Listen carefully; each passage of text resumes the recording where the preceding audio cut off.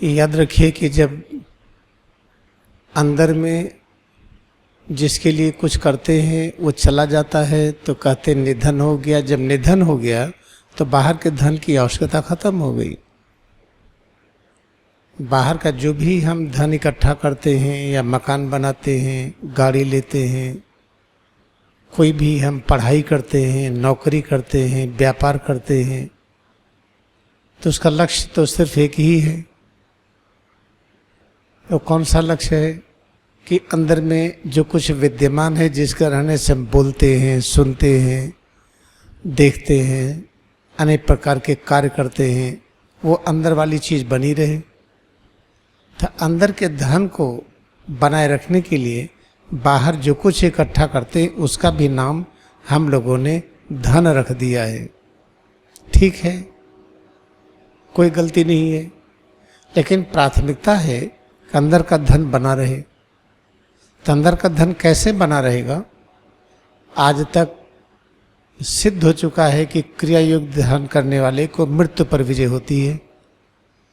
लाहिड़ी माँ से जब चाहे तब गए, युक्तेश्वरगिरी अपने जाने का दिन निश्चित किए, परमहंस योगानंद इस तरह से किए, स्वामी प्रणवानंद किए, एक नहीं कई उदाहरण है। तो पहले हम अंदर के धन पर अपना अधिकार प्राप्त करें तब बाहर के धन का उपयोग कर पाएंगे। पता चला बाहर का धन है, हमने अच्छी अच्छी चीज़ें खाने पीने की हैं, खा ही नहीं पा रहे हैं, ब्लड प्रेशर है, डायबिटीज़ है, तरह तरह की बीमारी है, पेट में तकलीफ़ है, खाते हैं पचता नहीं है। तो ऐसी स्थिति में याद रखिए फिर बाहर के धन का उपयोग कहाँ हुआ?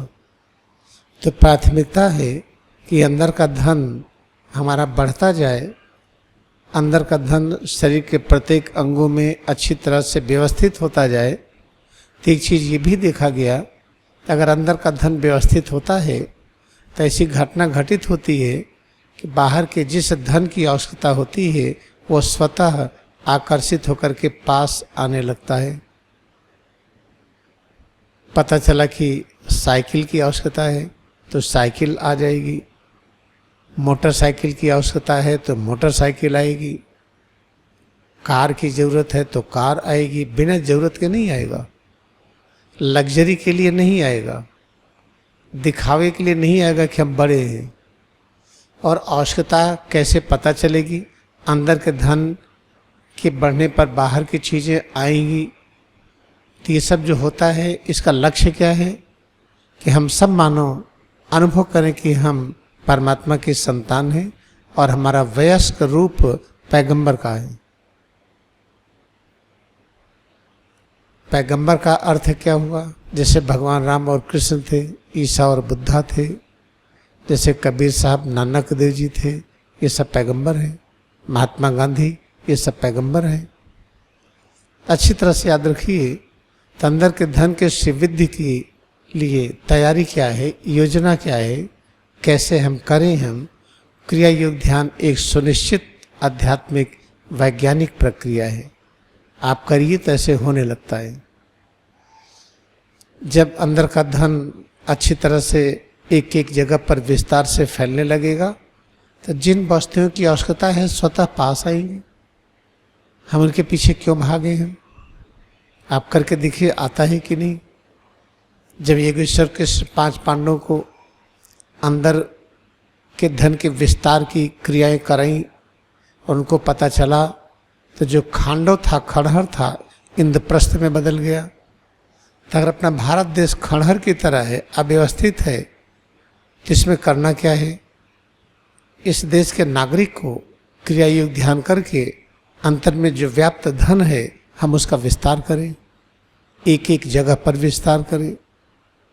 पैर के नाखून तक, जिस नाखून को काट के फेंक देते हैं वहाँ तक, इस बाल तक, जिस बाल को काटते हैं दर्द नहीं होता उस छोर तक हम धन का विस्तार करें।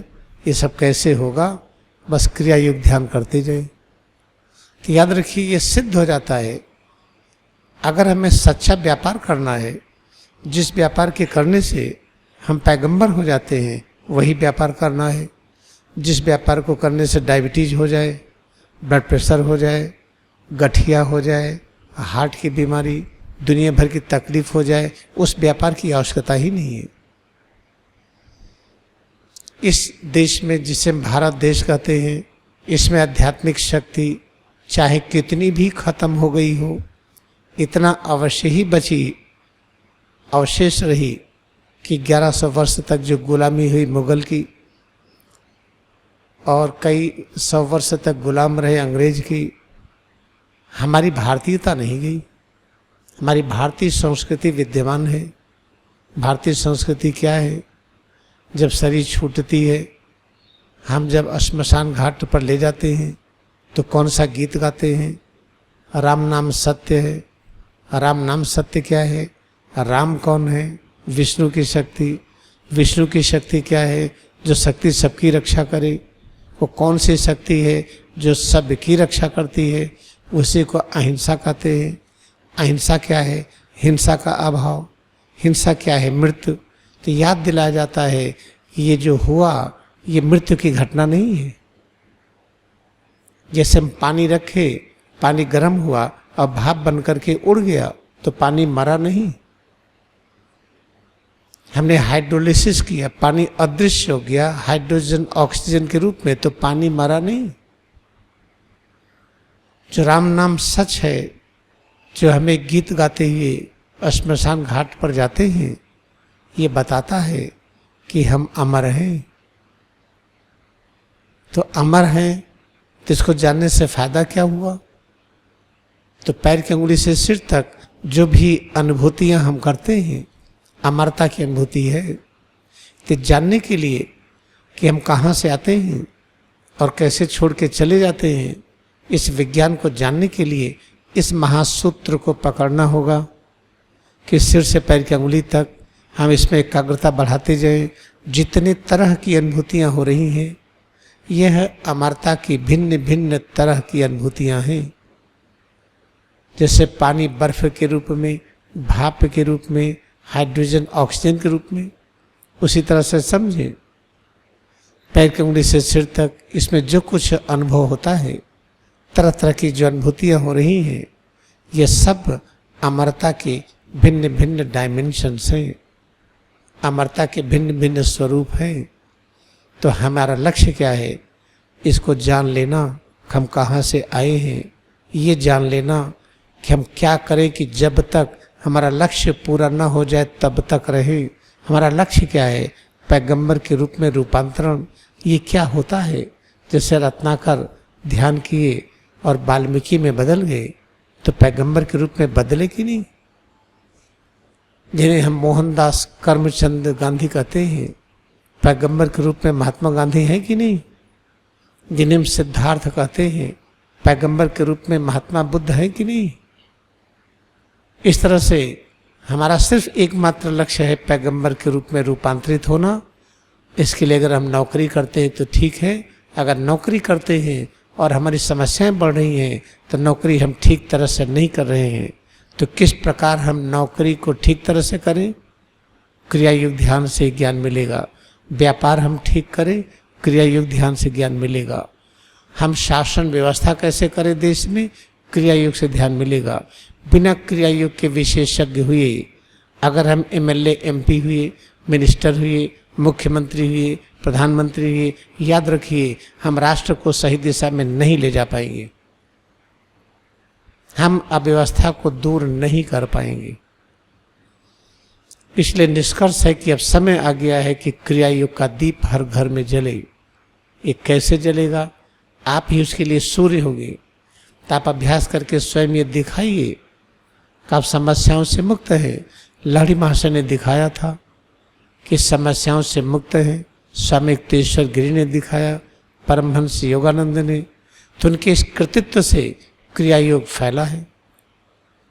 अब हम सबका लक्ष्य है हम दिखाएं, हम क्रिया योग ध्यान करते हैं तो प्रतिपल की जो अनुभूति है, इसको अमरता की अनुभूति कहते हैं, सुख दुख नहीं। और ये कहने में सक्षम है। हम चाहे 24 घंटे खड़े रहें या 24 घंटे बैठे रहें, या हम लेटे रहें, या हम चलते रहें, या हम काम करते रहें, या आराम करते रहें, लेकिन हर समय हम इस भावना में हम ओतप्रोत रहें कि हम अमरता की अनुभूति कर रहे हैं। अमरता की अनुभूति कैसे होती है? परम शांति के रूप में। अमरता की अनुभूति में होने पर परम ज्ञान की अनुभूति होती है। अमरता की अनुभूति में होने पर अतीत वर्तमान भविष्य सब पता होता है, आदि मध्य अंत सब पता होता है। इसलिए क्रिया योग ध्यान एक अनिवार्य विषय हो गया है आज के युग में। तो आप लोग इसका खूब अच्छी तरह से अभ्यास करें।